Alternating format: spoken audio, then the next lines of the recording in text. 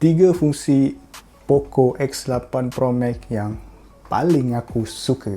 Fungsi-fungsi yang aku suka ni adalah fungsi yang boleh katakan basic, tapi banyak kali aku guna dalam aku punya daily usage. Yang pertama adalah double tap power button untuk hidupkan dia punya torchlight. Macam ni. 1, 2. Oh, tak jadi. Lagi sekali. 1, 2. Ya, lepas tu nak matikan, tekan 2 kali lagi. 1, 2. So, 2 kali untuk on dan 2 kali untuk off. Nampak macam benda simple kan? Tapi sebenarnya sangat berguna dan sangat menjimatkan masa. Aku bagi contoh, ada phone yang kalau aku nak buka dia punya torchlight, aku kena unlock dia punya screen dulu. Lepas tu aku kena slide dia punya menu. Lepas tu kena cari ikon torchlight. Tekan, baru hidup. Benda tu nampak macam dah senang, tapi sometimes bila kita tengok dekat menu tu kan ada banyak ikon. Sometimes kita pun terkeliru macam dekat mana tu punya torchlight kan. Kadang-kadang terlepas. Fungsi kedua yang aku selalu guna dekat Poco X8 Pro Max ni adalah dia punya game turbo punya function.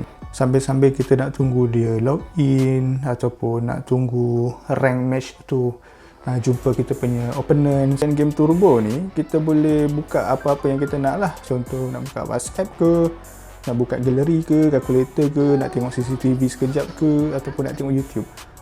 Aku personally aku selalu gunakan untuk tengok YouTube lah. So sambil aku tunggu rank match tu start, aku boleh layan shot ke kan, aku boleh layan shot, ataupun aku boleh tengok aku punya analitik. Dan pada aku ada kebolehan macam ni untuk akses apps lain semasa kita tengah main game tanpa mengganggu game session tu adalah satu function yang sangat berguna.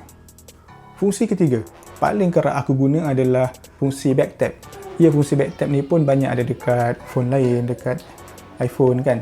Tapi untuk Poco X8 Pro Max ni aku gunakan dia untuk triple tap supaya aku boleh onkan mode silent dan triple tap lagi supaya aku boleh offkan dia punya mode silent. Bila aku pergi masjid kan, bila kita nak silentkan kita punya phone, aku tinggal back tap saja. Dan bila aku dah habis solat, aku tinggal back tap semula untuk matikan mode silent tu. Contoh macam aku ada anak kecil dan aku tak nak anak aku tu terganggu dengan mana-mana notification, so aku back tap 3 kali untuk onkan dia punya silent mode. Apa fungsi yang selalu korang guna dekat phone korang? Cuba komen dekat bawah.